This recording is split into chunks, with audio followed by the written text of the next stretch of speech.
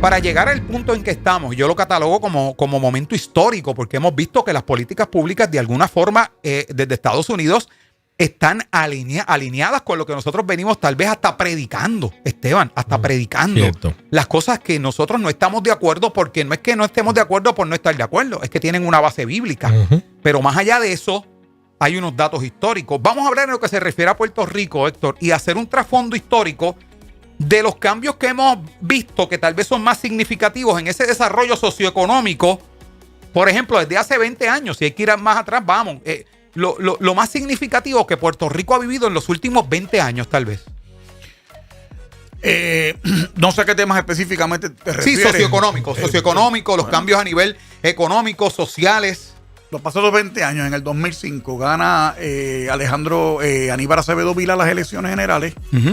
Prevalece sobre Pedro Rosselló y Puerto Rico entra en un retroceso, económicamente hablando, al punto que se cerró el gobierno en ese cuatrenio. No sé si tú recuerdas el famoso decreto gubernamental que por 2 semanas el gobierno de Puerto Rico no operó y que trajo como consecuencia una recesión económica que terminó luego de 4 años luego cuando Aníbal Acevedo Vilá pierde las elecciones con Luis Fortuño, en la quiebra del gobierno, una vez Luis Fortuño también es derrotado por Alejandro García Padilla. Eso es un dato, eso no es nada un invento, eso es así. ¿A qué se debe eso? Algunos dicen que fueron a los empréstitos que se tomaron en la década de los 90 para hacer obra de infraestructura en Puerto Rico, pero era obra que era necesaria. Si no se hubieran hecho esas emisiones de bonos, el área metropolitana de San Juan no hubiera tenido agua. ¿Cómo qué obra? El superacueducto. El superacueducto. El Centro de Convenciones de Puerto Rico. El jueves que viene se va a llevar a cabo una actividad allí para fomentar el comercio en Puerto Rico, los espectáculos que se dan allí en el Coca-Cola Music, y perdonen, ¿verdad? La pausa, el auspicio, ¿verdad? Pero así se conoce el venue. Allí se están llevando actividades semanalmente. Prácticamente ha sustituido al Centro de Bellas Artes como el principal escenario para eventos artísticos específicamente. Obras como el Coliseo de Puerto Rico, que ha sido un éxito cuando se planteó implosionarlo, no sé si lo recordarán a principios de la década del 2000, ha sido un exitazo. Allí se llevan presentaciones que creo solo es superado a nivel nacional, y cuando digo nacional de Estados Unidos, por el Madison Square Garden y el Staples Center de Los Ángeles. No recuerdo el nombre ahora, porque era el algo.com, eso cambiaron los naming rights. O sea, obra que era necesaria para poner a Puerto Rico en el mapa turístico de los Estados Unidos, para poder traer actividades que por lo general no se traían porque no existían las facilidades. Pues eso se llevó a cabo. La realidad es que aquí no se quería atender el asunto con la disciplina fiscal necesaria.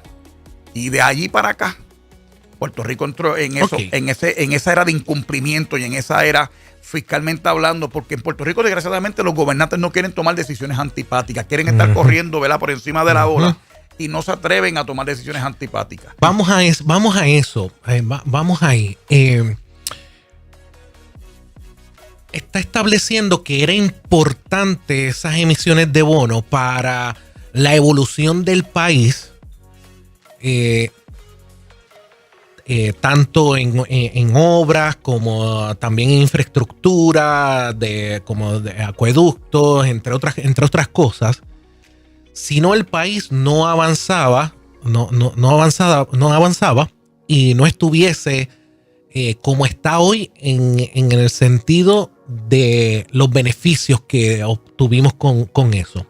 ¿En qué punto no fuimos? Y digo fuimos, me estoy incluyendo, estoy hablando como país.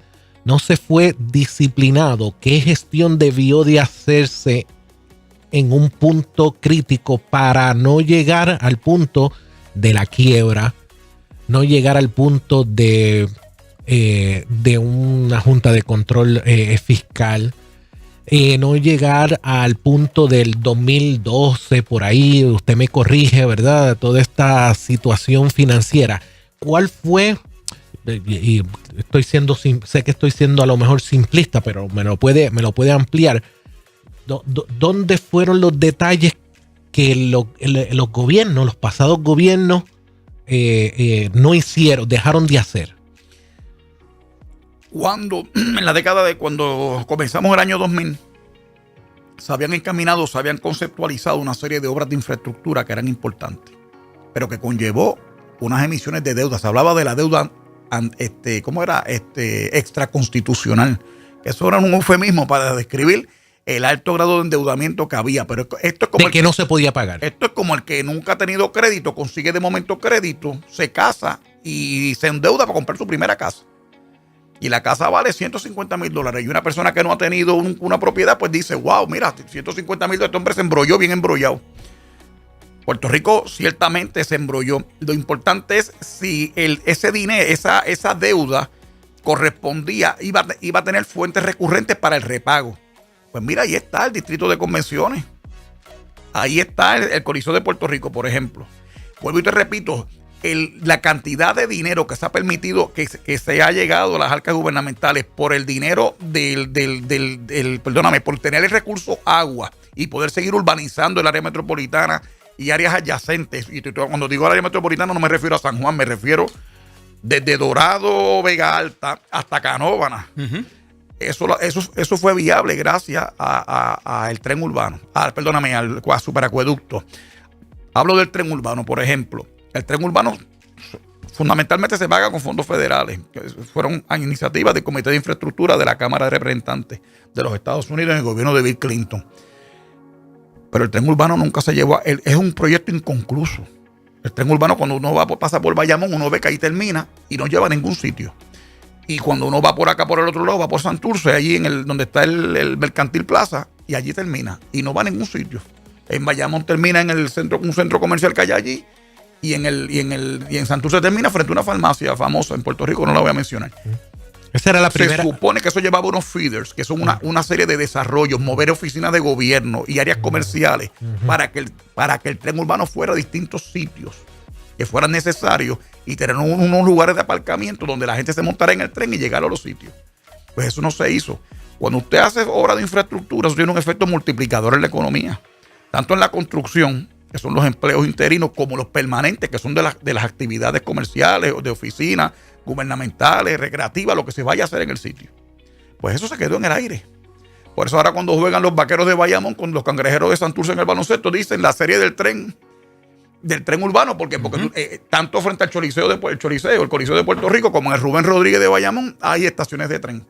Y la gente se mueve. De hecho, la estación de Bayamón, de donde está el juego, de donde mira Bayamón, tú ves un montón de afiches y de cosas de los Vaqueros de Bayamón. Entonces, así tú fomentas el uso. El problema es que el tren no va a ningún lado. Porque, pues, desgraciadamente, se quedó inconcluso. Lo que se conceptualizó no se llevó a cabo. O sea que lo que me quiere decir, a ver si entiendo, es que muchos de estos proyectos, usando ese ejemplo del tren, como otros proyectos, muchos en el trabajo futuro, aparte de la construcción, se han quedado a mitad, por eso no producen lo que deberían de producir. Claro, definitivamente. Okay. Definitivamente. Y el tren urbano el superacueducto fue exitoso porque pudo, para lo que se conceptualizó, se terminó de hacer. El centro de convenciones, el chorizo. De hecho, ahora mismo hay un hotel planteado nuevo para hacerse allí en esos predios de donde está el distrito de convenciones y una actividad económica agregada a lo que se concibió originalmente. Bueno recordarle a la gente que nos escucha, eso era la antigua base naval de Miramar, que el gobierno federal transfiere a Puerto Rico me parece que fue en el 1994. Y entonces la visión era el centro de convenciones del condado, que era lo que teníamos, que era una actividad un centro muy reducido. De hecho, era una sala nada más de convenciones que había allí. Ha quedado sustituido y ha sido, francamente, tengo que decirlo, un éxito. Allí se han llevado eventos de carros, eventos de todo tipo de convención. Vuelvo y te repito, los artistas más renombrados vienen y se presentan en el venue que está al lado, el Music Hall. Actividad económica, restaurantes por doquier, está el hotel, el hotel grande que se hacen actividades. Y a los amigos que me escuchan, que saben que se me olvidan los nombres, son tantas cosas. Restaurantes, actividades recreativas, creo que hay un zip line también. De eso es de lo que se trata, de poner a Puerto Rico en el mapa, competir con destinos en los Estados Unidos. Entonces, no tienes que ir a Los Ángeles para ver el LA Life, no tienes aquí algo parecido. que es bueno, donde la familia se reúne. Los domingos creo que siempre hay actividades, los fines de semana hay actividades. No solamente eventos, sino en el área recreativa. La gente va, camina por allí, se tira fotos, selfies, etcétera, etcétera. Era antipático darle continuidad a esos proyectos que se quedaron a mitad. ¿Era políticamente antipático? Bueno, lo que sí, porque lo que se pasa, midió en votos. Acuérdate que a finales de los 90, cuando Pedro Rosselló era gobernador, al final se polarizó mucho el debate político. Entonces llega Sila Calderón y había cierta tiranteja, al punto que cuando Rosselló va a recogerla, como era la costumbre antes, sí, ella se había ya ido para allá juramental y ella no esperó que Rosselló fuera a hacer residencia a buscarla, como era una costumbre que se hacían cuando los gobernadores pasaban el batón al saliente, al entrante. Y la realidad era, vuelvo y te repito, planteaban demoler el Choliseo porque no tenía parking, bajo la excusa que no tenía parking, pero la idea era incentivar el uso del tren. Entiendo, y entonces, claro, al pasar eso, pues entonces se quitó ese atractivo. Luego ellos construyeron un parking. Claro. Y ahora tenemos las dos cosas. Entonces. Y permíteme decirte algo, antes que me deje la otra pregunta. Esa área de ahí de Atorrey, después de las 5 de la tarde, 5:30, es un área muerta. Y las actividades que se hacen en el Choliseo han tenido un impacto positivo, comercial, no solamente en la actividad de lo que el propio Coliseo redunda, sino en los sitios aledaños donde hay comercios, etcétera, etcétera. Entonces, ¿se debieron de hacer o no se debieron de hacer? El gobierno debió de adquirir esa deuda, no se debió de adquirir. ¿Cuál era la fuente de repago? ¿Cuál podría ser o cuál era la alternativa para repagar todo eso? Mira, te voy a dar un ejemplo bien simple. Yo creo que se debía hacer, para contestarte la pregunta en sí, no, sí. Y te voy a explicar por qué. Te voy a dar el ejemplo del Coliseo. Cuando, ¿verdad?, se termina el Coliseo, Antonio Fajar Zamora, entonces presidente del Senado, muere José Miguel Agreló y propone ponerle el nombre de José Miguel Agreló. Eso le pudimos vender el nombre comercial a una firma y le ganábamos $1 o 2 millones al año o $5 millones al año. Y con eso se pagaba el empréstito, como ahí en los Estados Unidos. El Pepsi Arena, el American Airlines Arena, el Toyota Center, todo ese tipo de actividad, firmas comerciales que auspician, ponen su nombre y pagan dinero por eso. Para darte un ejemplo de eso. Y eso así es empréstito autofinanciable. Cuando digo empréstito, para la gente no escucha, es un préstamo. Cuando el gobierno pide que va al mercado de bonos, le llaman empréstito, pero es lo mismo, es un préstamo para poder construir esa facilidad.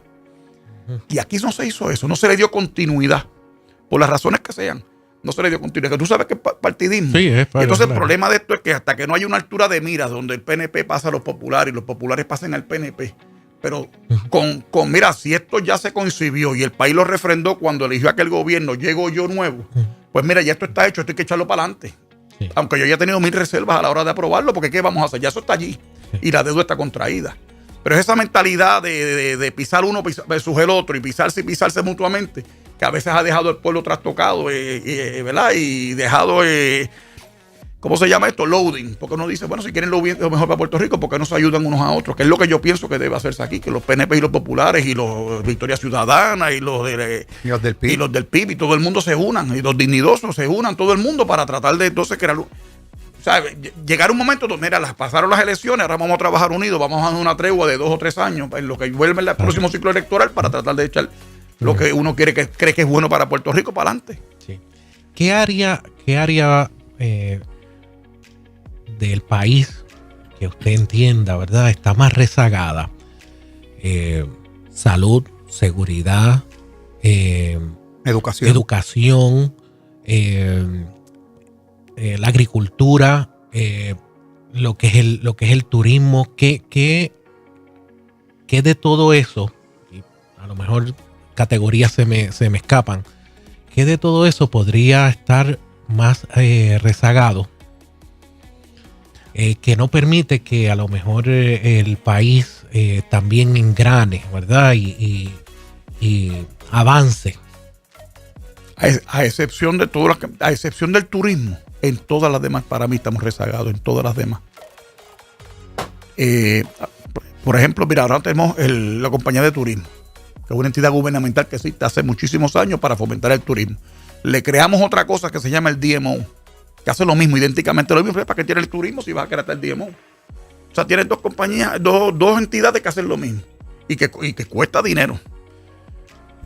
Dentro de todo, y a mí no me gusta su lírica, pero hay que decir que es uno de los mayores exponentes de la música ahora mismo, que es Bad Bunny. Bad Bunny para mí ha hecho más por el turismo que el DMO y que la compañía de turismo junta.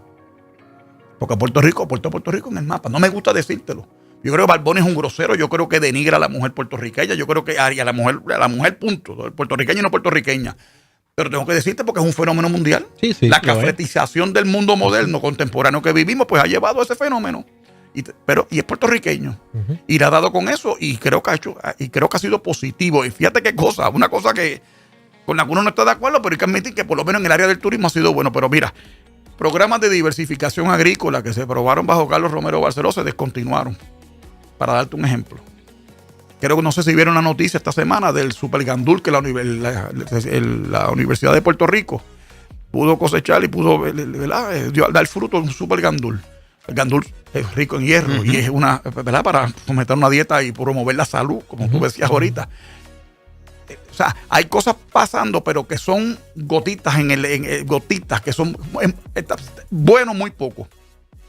Y los retos que tiene Puerto Rico con la cuestión que tenemos ahora de guerra para la sustentabilidad de Puerto Rico en caso de que mundialmente haya un conflicto mayor. Puerto Rico, más del 80% de lo que consumimos lo exportamos. Perdóname, lo importamos. Que es un problema, que es un reto enorme. La agricultura ahora con la robótica a lo mejor podemos tratar de incentivar, porque la realidad es que no hay braceros. No hay gente que quiera recoger café, no hay gente que quiera cosechar, no hay gente que quiera sembrar nada. Y los esfuerzos que se hacen, pero no dan ¿verdad? No cumple con el objetivo que uno quisiera. Uh-huh. En el área de salud, bueno, todavía estamos luchando la paridad, ¿verdad?, de fondos federales con las distintas jurisdicciones estatales de los Estados Unidos. No lo hemos logrado. Va a ser bien difícil que nos las den si no pagamos impuestos. En Puerto Rico, federales al ingreso, como pagan ellos. O sea que tenemos un rezago, obviamente. La Asociación de Hospitales y todo el componente, el comisionado residente, el gobernador de turno, siempre están en Estados Unidos tratando de cabildear. Eso nunca lo han logrado tampoco. O sea que estamos obviamente rezagados. En el área educativa, tú sabes cómo son las pruebas de aprenda, de aprovechamiento académico. Son desastrosas en el sistema público de enseñanza. Pues obviamente, no sé si te contesto la pregunta, pero creo que estoy dando ejemplos de cada cosa, por ejemplo, que ciertamente estamos rezagados. ¿Cuál sería el disloque principal que hay con nuestro gobierno? Ya mencionó uno, el que no se ponen de acuerdo. Bueno, dentro del mismo partido a veces están... Lo vemos ahora con los nombramientos de la gobernadora y el conflicto con el Senado. Sí. Ellos dicen que no, pero de alguna forma hay ciertos conflictos ahí que se notan. Pero fíjate, Esteban, eso es parte natural del proceso político de gobernar. O sea, todos los gobernantes, y particularmente su primer año, tiene su choque. Los tuvo Rosselló con Bobby Resach Benítez y Cucuza Hernández. Yo recuerdo nombramientos. Recuerdo el nombramiento de Denis Martínez Moya en el 93, cuando el Senado la colgó. Que ahí es que viene a ser secretario de Justicia, que luego fue gobernador, que es nuestro gobernador más reciente, que es Pedro Pierluisi. Recuerdo el proyecto de sindicación de empleados públicos, que fue un tirijala entre Pedro Rosselló y la entonces presidente de la Cámara, Cucuza Hernández. Recuerdo con Rafael Hernández Colón los encontronazos con Ronnie Jarabo por el presupuesto, con Hernández Agosto también con algunos nombramientos. Siempre han habido el primer año en lo que la cosa engrana. Ahora son 3 nombramientos. Lo que pasa es que son 2 nombramientos, o los 3 que se caen son de los más altos importantes, porque son la sucesión del gobernador, que es el secretario de Estado y la secretaria de Justicia. ¿Verdad? Y eso magnifica el problema, pero no es que es inusual que al principio de cada cuatrenio hayan estos choques. Usted entiende que el sistema en ese sentido, ¿verdad?, la fuerza de poderes está funcionando, ¿verdad? Que no todo el poder lo tiene ¿verdad?, el legislativo o el ejecutivo. El ejecutivo está en ese sentido. Claro que sí. Está funcionando. Seguro. Sí, está funcionando. Sí. Los cambios más marcados, o el impacto más marcado por los cambios de gobierno. Me interesa hablar de eso, si hay posibles soluciones a este eterno problema, sin importar cuál es la administración que sale, cuál es el color que sale, el color que entra, o inclusive si son de los mismos. ¿Cuál es el impacto más marcado cuando hay un cambio de gobierno? Porque estamos viviendo el primer año de un cambio de gobierno. Pero cuando tú dices impactos marcados en el cambio de gobierno, ¿exactamente a qué te refieres? Porque obviamente viene una nueva administración con una nueva filosofía. O sea que siempre va a haber algún disloque, obviamente. En el caso, este cambio de gobierno, yo creo que lo favorece a ustedes en lo que ustedes están haciendo. Claro. Porque la política pública, tanto a nivel federal como estatal, es consona, va a favor de promocionar los valores cristianos. Hoy me enseñaron una grabación de Hillary Clinton, por ejemplo, la ex candidata presidencial demócrata, atacando al presidente Trump, porque él decía que él quería que las familias fueran más cristianas, que fueran promocionando la familia nuclear, papá, mamá, hijos. Y ella estaba cuestionando eso. ¿Ves? Entonces, en ese sentido, me parece que ustedes han ganado con lo que ha pasado, tanto allá como acá. Estaban cogiendo con la cultura woke con todo este tipo de cosas que estaba ocurriendo. Me parece que ha sido un triunfo extraordinario para la iglesia y para el sector evangélico y el sector cristiano en general, incluyendo a católicos también, conservadores que están en la misma línea de ustedes de pensamiento. Pero usted mencionó algo ahorita que me parece interesante y creo que es la línea de Jerry. Cuando hay estos cambios, estas campañas, en el caso aquí en Puerto Rico, como que no se pasan ciertas páginas y nos quedamos en esa pelea constante que definitivamente daña, o no voy a decir daña, pero no aporta a que el país avance, porque todo es la politiquería, la grada, qué hago para la grada. Entonces, el proyecto que hizo el anterior no le estoy dando seguimiento, que exhorto a la gente que vaya al segmento pasado para que vea lo que habló de las obras. Me parece interesante. No se concluyeron ciertos proyectos, no se le dio seguimiento. Hoy estamos en una deuda, sumergido en una deuda que no se sabe qué va a pasar con ella. No sé si hay alguna luz en medio del túnel o si todavía estamos en el túnel y está todo oscuro. O sea, y este cambia y este tira y jala, creo que hasta cierto punto nos ha llevado a donde estamos, no tener una política, no sé si estoy pidiendo mucho, una política saludable. Sí, definitivo. Mira, tú dices ahora eso y dándonos el ejemplo de lo que te había dicho ahorita. Te hablaba de la transición de Pedro Rosselló y de Sila Calderón. Hubo conflictos. Yo creo que fue la transición menos armoniosa, que después conllevó que Ferdinand Pérez radicara legislación para darle forma, ¿verdad? Y ahí se delimitó que el secretario de Estado saliente va a presidir el comité de transición del saliente, y el secretario de Estado del entrante nominado va a presidir el comité de transición del entrante. A ese nivel recuerdo que era Enrique Vilá del Corral el presidente del comité de transición, de Sila Calderón, y los tropezones que habían, porque no daban información, etcétera, etcétera. Pasó ahora cuando Ramón Luis Rivera, de Wanda Vázquez, Pedro Pierluisi también llevaron unas vistas públicas. Y recuerdo a Ramón Luis regañando al secretario de Vivienda en las vistas de transición. El problema también es que, Esteban y Jerry y la gente que nos escucha, es que hay un problema también de ego. Entonces se vuelve la cosa a coger las cosas personales. Yo recuerdo Rosselló en la campaña del 2000 fue autuado. Entonces promovía la nueva era de Pesquera versus la vieja era del pasado de Hernández Colón, aduciendo que Sila Calderón había sido la secretaria de Estado y de Gobernación de Hernández Colón. Pues entonces Sila lo cogió personal, pero ella dijo que le estaba diciendo vieja a ella, que era un insulto. Y ahí empezó la mala leche, como dicen en la calle, entre Rosselló y Sila Calderón. Cuando pasa lo que pasa, Rosselló, que tiene un carácter fuerte, y Sila Calderón, que también lo tiene, pues entonces ahí eso fue un choque de trenes. Y esa transición fue de las menos armoniosas que ha habido en la historia de este país. Ese tipo de incidente, ese tipo de situación, ¿incide en alguna parte económica? Porque ahorita hiciste unos señalamientos bien serios. Te lo dije, los proyectos que se quedaron inconclusos, que no se le quiso dar seguimiento. Pues estamos siendo nosotros, la ciudadanía, los perjudicados principales de esos choques. Pedro Rosselló, cuando fue electo, cambió el paradigma de gobernabilidad en Puerto Rico. Puerto Rico era un estado que para coger empréstito tenía un crédito bien alto, pero no se hacía nada. Y entonces el desarrollo nos estaba comiendo porque estaba creciendo la población y no se adecúan las infraestructuras. Es como que esta emisora tengamos un éxito tremendo Y entonces hay que buscar un sitio más amplio, hay que buscar ¿verdad? Entonces tiene que crecer y uno tiene que, ¿verdad? A veces si no tiene los recursos, tiene que tomar préstamos para poder viabilizar ese crecimiento. Pues eso es parte de la administración de Sila Calderón y de Hernández Colón y luego de Sila Calderón con su equipo de gobierno que ya formó. No creían en lo que hacía, en la manera en que Pedro Rosselló había constituido. Por ejemplo, un ejemplo de la reforma de salud. Ellos cuestionaban que se gastara tanto dinero del Fondo General y que les requirieran a los municipios aportar al fondo para viabilizar la reforma de salud, para complementar esos fondos con los de Medicaid y darle una tarjeta de salud a cada ciudadano de escasos recursos que pudiera cualificar para tener un plan médico como lo tiene cualquier empleado privado o cualquier empresario en Puerto Rico.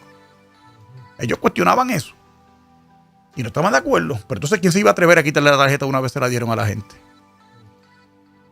Entonces entra ahí el cálculo político. Yo no necesariamente el cálculo administrativo gubernamental. Ahí entra el cálculo político. Y entonces ahí la cosa cambia. ¿Eso ocurre en Estados Unidos? Eso ocurre en todos sitios donde hay políticos y donde hay elecciones. O sea, que soñar con esa política sana, como dice Esteban, depende de la magnanimidad de las personas que son electas y salientes. Han habido transiciones. Hernández Colón y Rosselló llevaron una transición bastante armoniosa. De hecho, Rosselló invitó a Hernández Colón a los proyectos que estaban encaminados cuando Rosselló entró, que eran de Hernández Colón, a ir a cortar la cinta e inaugurar los proyectos con Hernández Colón. No sé si ustedes lo podrán recordar eso. Sí. O sea, que han habido instancias en que lo ha habido esa altura de miras, pero ha habido momentos en que bregan a nivel del arrabal, de tirarse a matar. Qué pena. Claro, la política en aquel tiempo era una política, creo que, como usted dice, diferente, de caballeros, independientemente las diferencias que se podía tener, ¿verdad? Claro. O sea que ese cambio es interesante esta conversación porque ese cambio de actitud es lo que entonces a grandes rasgos, ¿verdad? Cada cosa hay que evaluarla individual, pero a grandes rasgos la soberbia, el orgullo nos ha llevado... El ego nos ha llevado a donde está. En alguna medida. No te puedo decir que es eso. Yo creo que ha sido unos problemas de gobernabilidad, de tomar decisiones antipáticas. Yo creo que no ha habido el carácter de tomar decisiones antipáticas. Te puedo dar un ejemplo. Tanto Hernández Colón como Rosselló plantearon vender la telefónica. ¿Por qué? Porque había que venderla. Porque cuando se compró, el servicio de telefonía se limitaba a San Juan y a unas áreas específicas en distintas ciudades de Puerto Rico, pero eran los grandes centros urbanos. Una vez impactado eso y corregido ese problema, se aprueba la Ley Federal de Telecomunicaciones en el 96. Y Puerto Rico tenía que deshacerse de la telefonía análoga porque había una ley que digitalizaba los servicios de telecomunicación y que tenía unos caps para tú tener que estar en cumplimiento con eso. Y había que venderla, había que enajenarlo. Y aquí se protestó y se dijo, pero se vendió, que era lo que había correcto. ¿Quién se acuerda de los teléfonos aquellos que tú le dabas, que metías el dedo y le dabas la vuelta? ¿Te acuerdas? En mi casa había uno negro, me acuerdo, que había que marcar. Ya eso es cosa del pasado, eso es rudimentario. Uno puede ir a Epcot con los hijos de uno para que vean, mira, ese teléfono yo lo vi. Yo lo tenía en casa había ese. Fíjate entonces que yo en este punto quiero hacer un comentario, porque un comentario que para mí, todo esto que estamos discutiendo, interesantísimo, me lleva a pensar que nosotros hay veces que tenemos solamente, no estamos viendo todo el panorama de Puerto Rico, el panorama político no lo estamos viendo en macro. Fíjate este ejemplo de la telefónica. O sea, los requerimientos para nosotros atemperarnos como país en lo que son las telecomunicaciones requería que saliéramos de un estancamiento tecnológico. En esa instancia, por lo que tú me estás dejando ver, Héctor, y eso está ahí, eso es data, eso pasó en Puerto Rico. Por lo que tú me estás diciendo, nosotros o se vendía o de alguna forma nos quedábamos rezagados en comparación con el mundo. O sea, aquí han habido situaciones que son, y le pone Héctor, le pone eso como decisiones antipáticas, porque las decisiones antipáticas como único se miden es en votos, claro, en resultados electorales. Por eso se cataloga de antipática. Que es mejor tomarla de esta forma, aunque nos cueste los votos que cueste, pero tiene que haber un cambio para temperarnos. Al día de hoy, nosotros, hubo un punto que estuve bien pendiente y lo tengo ahí en highlight cuando dijiste, para mí lo que entendí, y voy a parafrasear, la salvación en el sector agrícola en Puerto Rico está en que se implante la robótica. O sea, Lo que quiso decir Héctor es que aquí diseñen robots que cojan el café. Porque no hay mano de obra.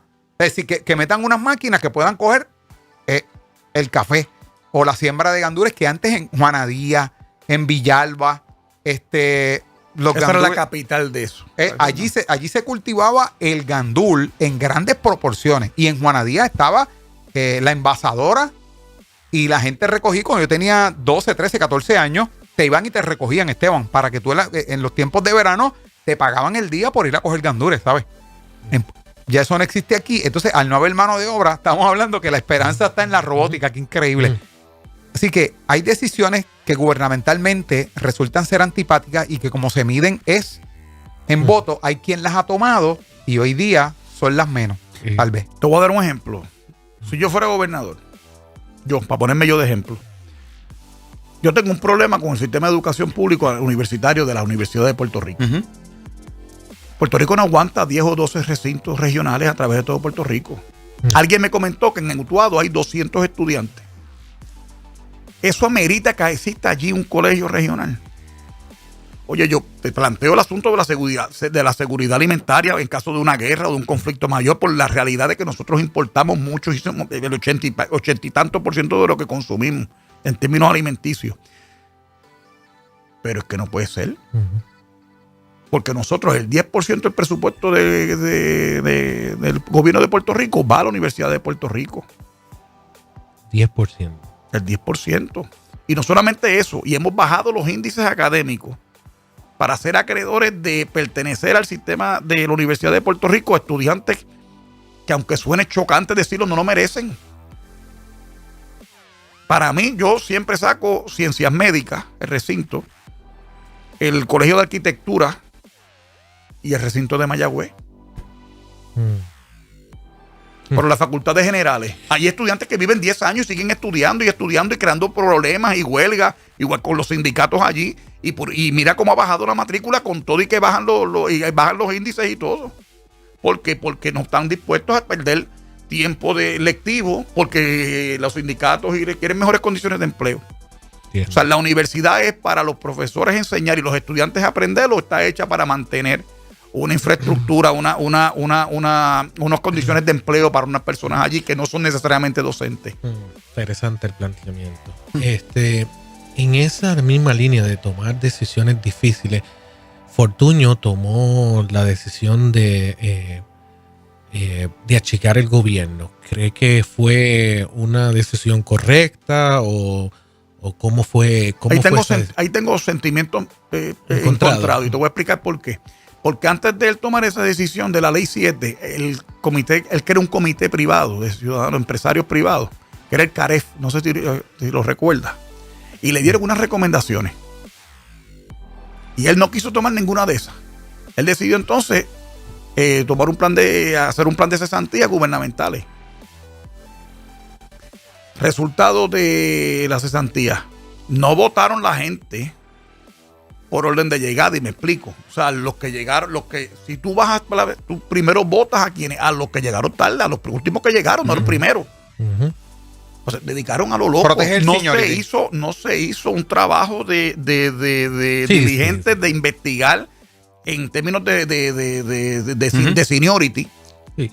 No se hizo eso. La manera atropellada que se hizo fue una locura al punto. Se votó matrimonios juntos, hogares que dependían de ese sueldo del gobierno. Y entonces, mira si fue malo que siendo gobernador que gana por el mayor número de votos de los tiempos de Muñoz Marín, pierde el otro en las elecciones siguientes. Wow. Entonces, pero ahí no es por falta de valentía, ahí fue por falta de inteligencia, o sea, de cómo hacerla, instrumentar la cosa correctamente. De una estrategia coordinada y más inteligente en ese proceso. Lo primero que tenía que hacer era investigar las transacciones de personal que se habían dado en los pasados 8 años antes de llegar. Y ver cómo habían crecido la nómina pública en esos 8 años. ¿El gobierno debe de ser más pequeño todavía de lo que está uno? Oh, definitivamente. El gobierno es enorme. Claro, esto acabo de decir la Universidad de Puerto Rico, 10 recintos, 12 recintos a nivel isla. ¿Por qué? ¿Para qué? Los municipios de Puerto Rico, eso es un tema que a los políticos no les gusta que uno lo mencione. Tenemos 78 municipios. ¿Se justifica que haya 78 municipios? Si tú te mueves de aquí a Gurabo, que estamos en Cagua, de aquí cuánto nos llegamos en menos nada. Esas son de las decisiones difíciles que debería de tomar un gobernante. Lo que pasa es que la decisión no solamente ahí va del gobernante, tiene que haber un acuerdo entre el gobernante, la legislatura y los mismos municipios. El problema es que los municipios, cada alcalde quiere su castillito, quiere su municipio, le gusta la asambleíta municipal, le gusta sentirse el jefe del municipio. Entonces nos justifican los municipios, no, esos son los primeros que responden en las emergencias. Eso no es una excusa. Para mí eso no es. A nivel estatal se puede constituir un aparato hasta por barrio para que puedan ser los primeros que responden. Hablamos a veces, se llenan la boca a los políticos hablando del poder comunitario, pues eso es lo que tienen que hacer. Que los incentiven a los líderes de las comunidades y que no dependan tanto del gobierno para todo. Porque sí, que ningún gobernante tiene una solución para todos los problemas, ninguno. El que diga lo contrario miente. El gigantismo gubernamental es lo que se llama eso, y la operación en un momento dado. Pero ¿cuál es el patrón? Perdona, Jerry, que te interrumpa. ¿Cuál es el patrón más grande en Puerto Rico si no es el gobierno? El gobierno. Y yo me acuerdo. Pero si se reduce. Perdóname, perdóname, no quería interrumpirte, pero es que me traí ese argumento. Si se reduce entonces la plantilla gubernamental, empeoraría la situación financiera en la calle. Sí, la prima facie sí. Hay un impacto pero, como claro que sí, lo va a ver como quiera. Pero, definitivamente que sí. Pero si Trump se deja llevar por eso, no hubiera hecho la limpieza que está haciendo los Estados Unidos.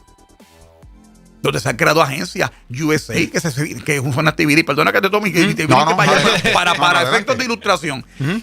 En el 60, el presidente Kennedy creó USAID para ayudar a los países pobres.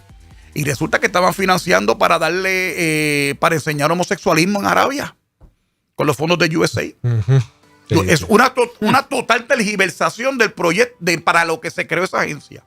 Wow. Sí. Y promover la cultura woke. Es que hay una data que, mira, yo en una ocasión escuché al ya fenecido economista puertorriqueño Antonio Rosado.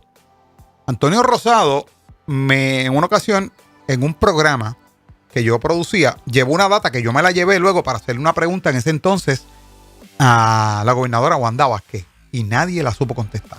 Ninguno de los que estaban en el gobierno. Y es que él dijo que había una data donde, y esto es bueno investigarlo en este punto.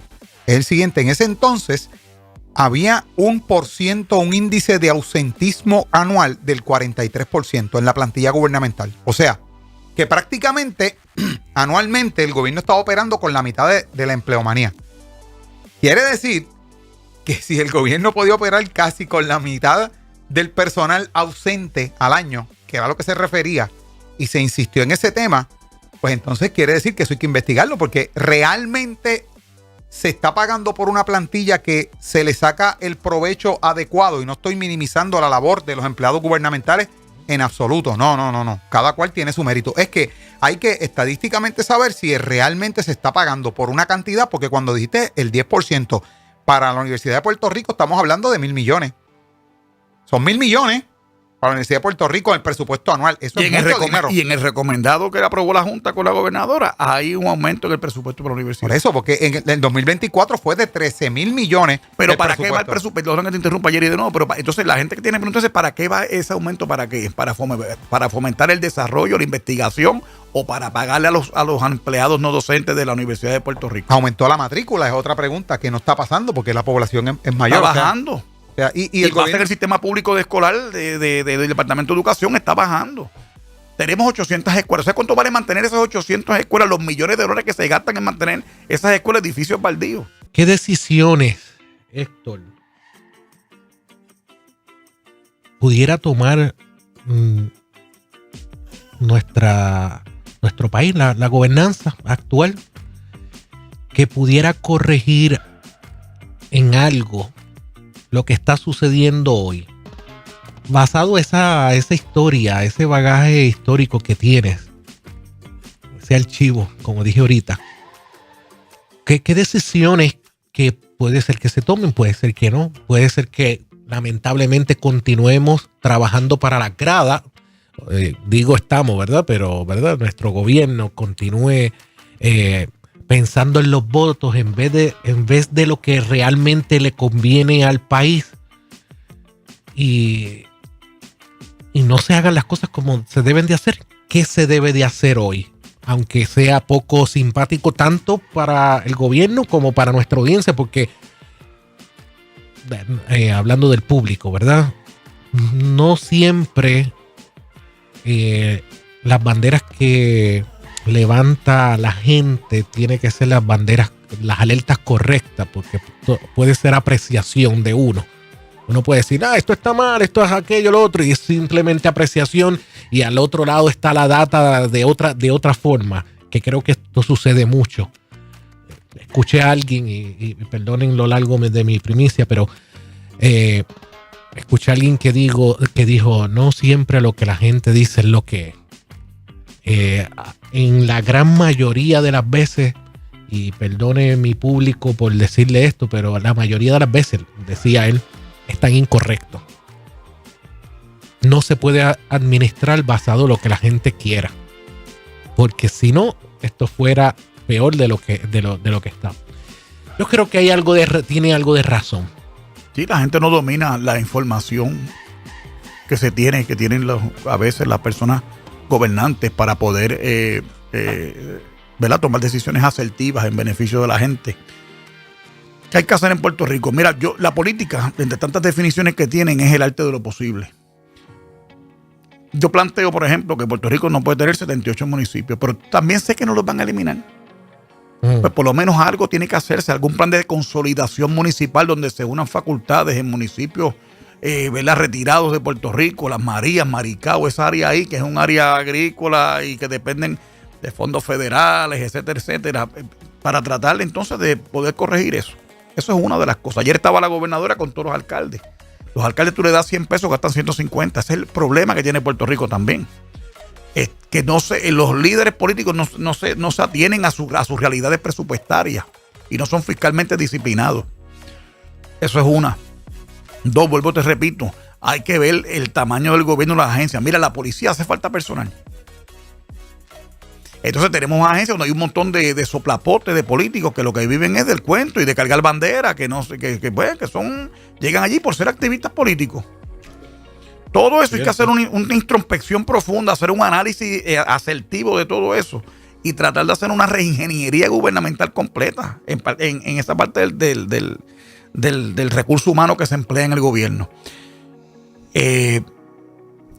Otra cosa que hay que hacer es verificar ese gasto de publicidad enorme que el gobierno gasta, combatir la corrupción realmente. Aquí los estimados del Contralor es que aquí se gastan entre 1.000 a 1.200 millones de dólares se roban la gente en el gobierno de corrupción pública. Y la gente piensa, no, pero estás buscando políticos. No necesariamente los políticos, a nivel burocrático, eso pasa también a nivel intraagencial en las agencias. Ese proceso que a mí, yo tengo le digo acá a los muchachos cuando estamos analizando las noticias y eso, que el gobierno no hay que explosionarlo, hay que implosionarlo de adentro, ver esa burocracia, ver esos procesos, porque en esos procesos como que se nos está yendo la vida en esos procesos. A veces ahí es donde está la problemática real, donde se quedan papeles estancados, donde perdemos cosas, donde se roban cosas, donde se roba dinero realmente. Hay que trabajar desde lo interno. Esa reingeniería es importante, pero ¿quién la va a hacer, Héctor? Tendríamos que poner un DOSH aquí para trabajar algo así. Pero es que eso es tremenda idea lo que tú te acabas de decir.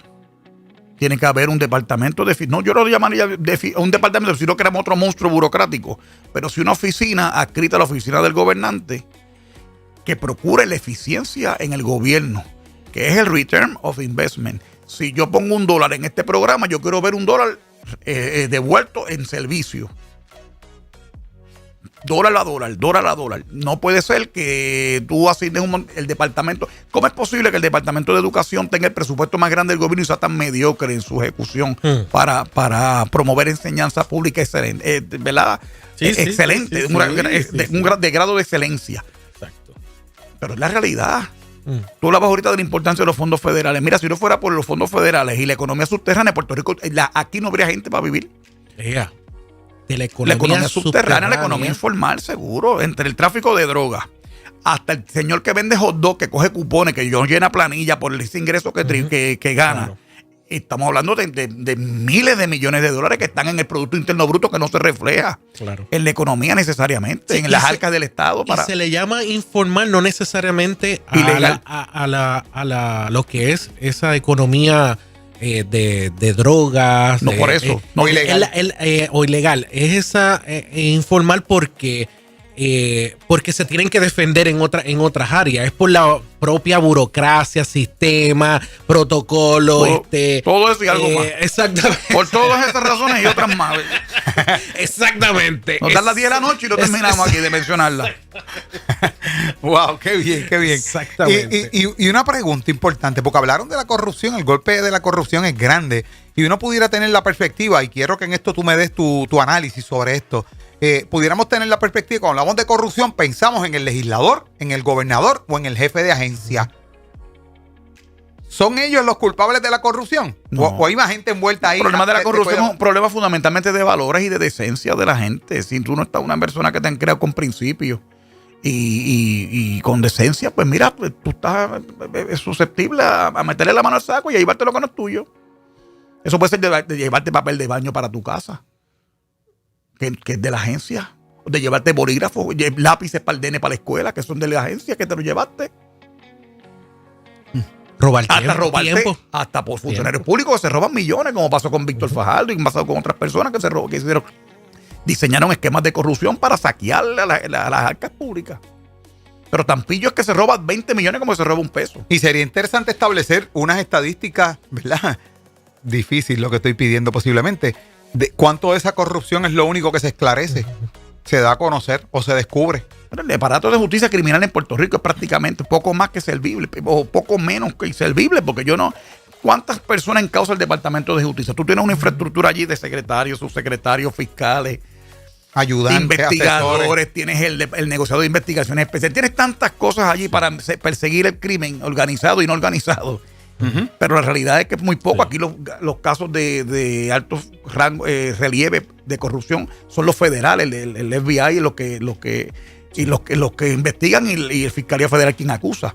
Por lo general, no estoy hablando, siempre han habido excepciones. Pero entonces, ¿cuántos quedan ¿verdad? Declarados culpables de las personas? Claro, las reglas de evidencia federal no son las mismas que las estatales. Tú puedes grabar telefónicamente un funcionario público que esté llevando actos a cabo extorsionando a alguien. A nivel estatal eso es prueba inadmisible por la Constitución.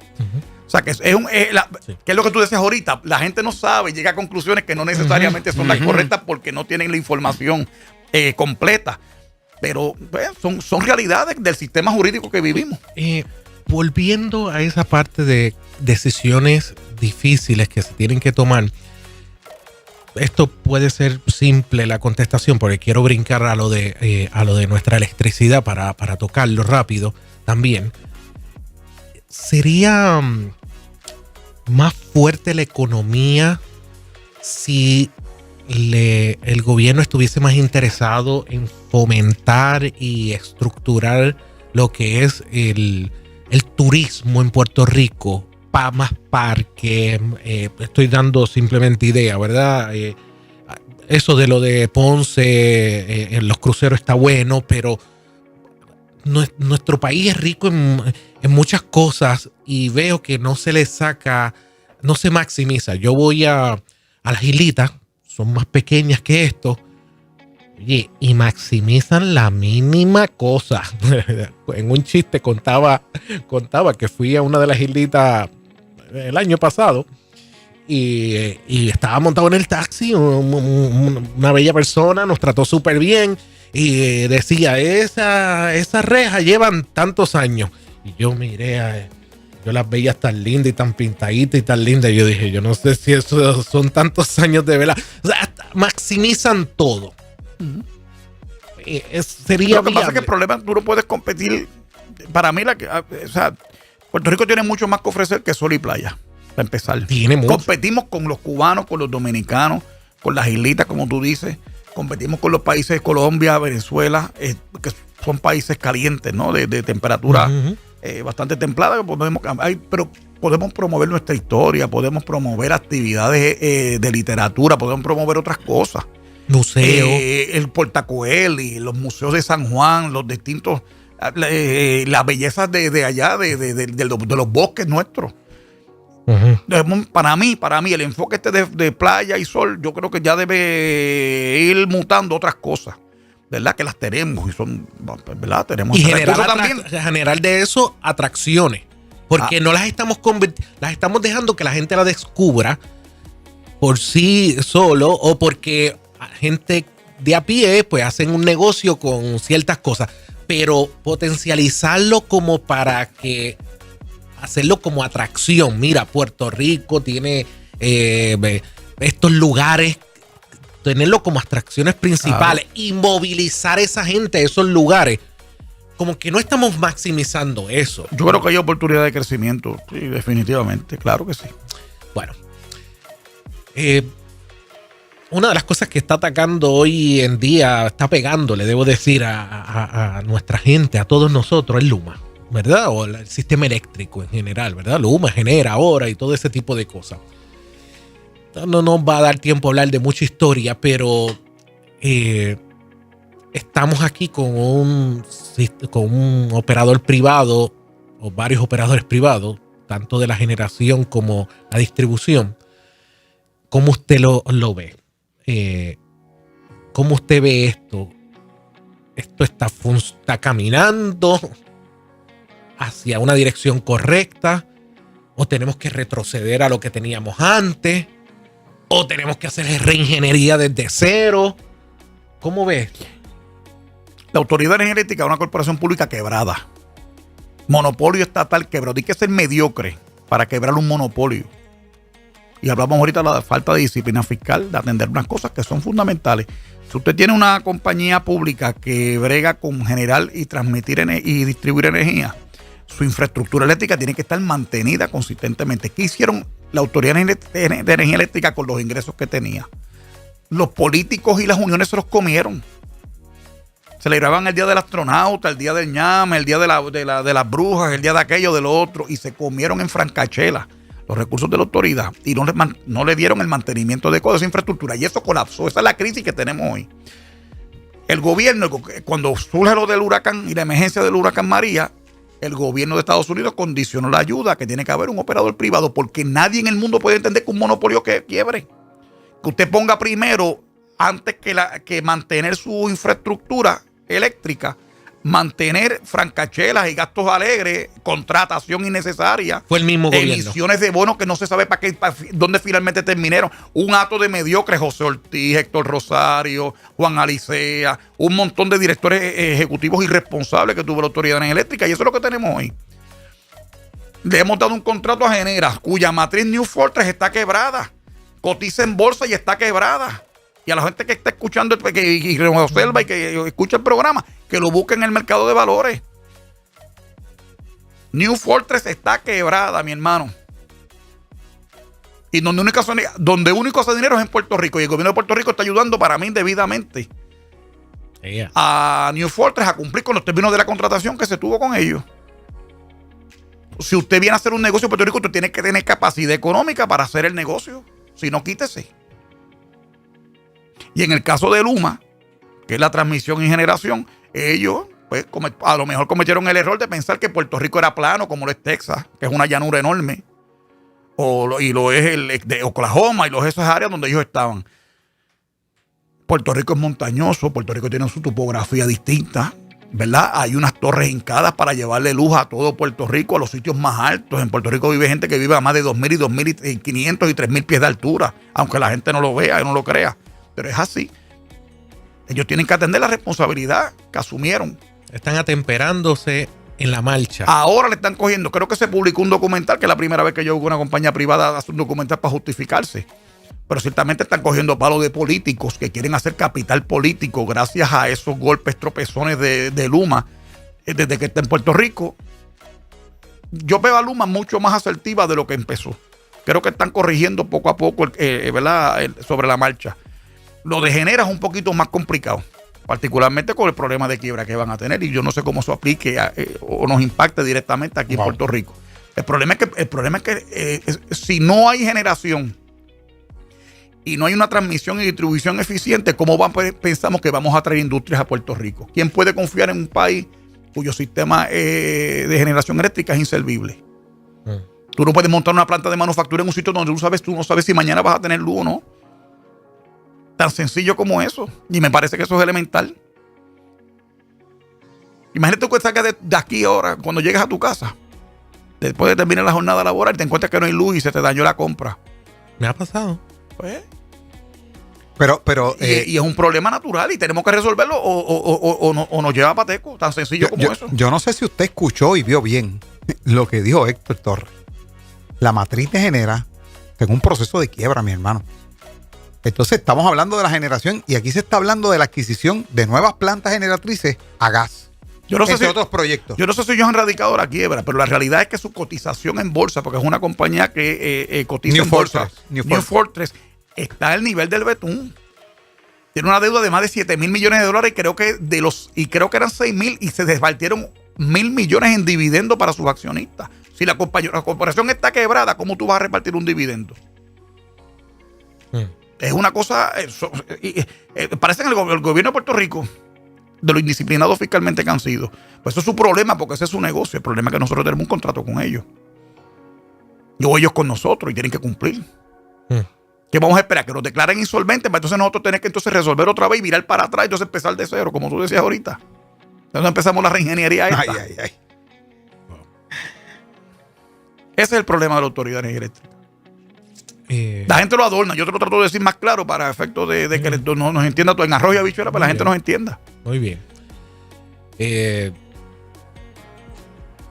Como que no hay... Vamos a tener que ir trabajando con los cantazos en la marcha. En otras palabras. No tenemos mucha alternativa. Sí.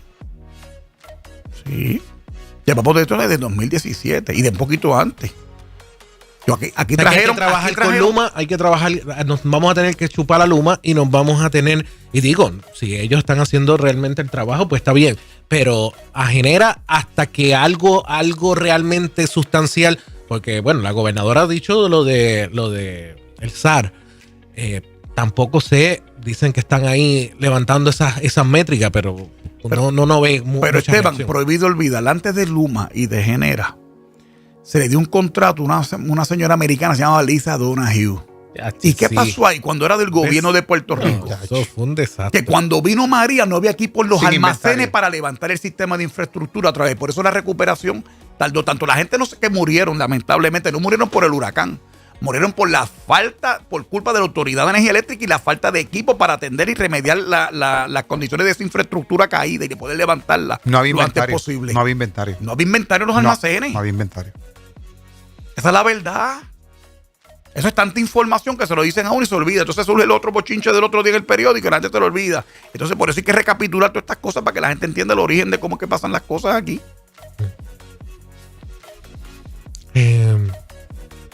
Bueno. Es lo que es, bro. It is what it is, dice el americano. Sí. Y con eso tenemos que bregar. Claro. Si queremos echar este país para adelante. Lo otro es emigrar. Y unirnos a la corriente migratoria que ha salido de aquí.